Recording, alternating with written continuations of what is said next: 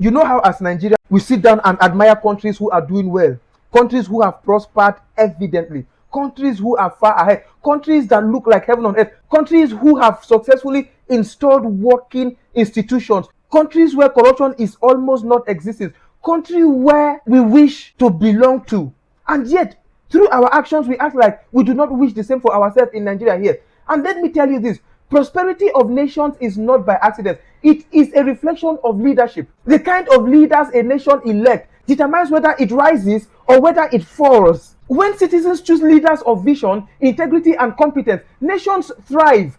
Think about countries that transformed themselves in one generation. They did so because their people entrusted power to leaders who valued service over self, progress over politics, and accountability over corruption. But when nations elect leaders who chase personal gains and treat public office as a private business, prosperity evaporates. Roads crumble, schools fail, hospitals decay, and the people suffer. Leadership is the engine of development, and if the engine is broken, the vehicle cannot move. Every ballot is more than a vote. It is a contract with the future. Electing the wrong leaders is like planting weeds and expecting fruits. Electing the right leaders is like planting seeds of prosperity that generations will harvest. So, the question is not whether Nigeria or any nation can prosper. The question is, what kind of leaders are we choosing? Leaders who inspire discipline, innovation, and unity, or leaders who divide, exploit, and enrich themselves? Prosperity depends on leadership, and leadership depends on the people's choice.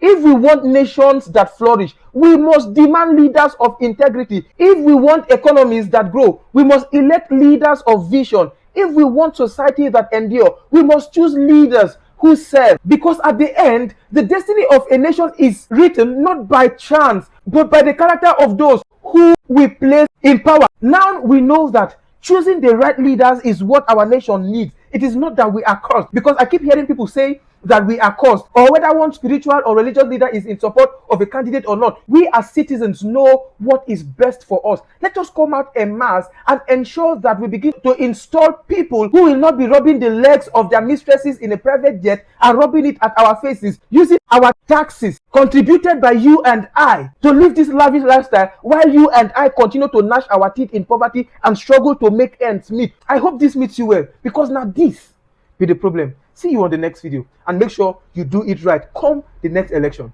Thank you.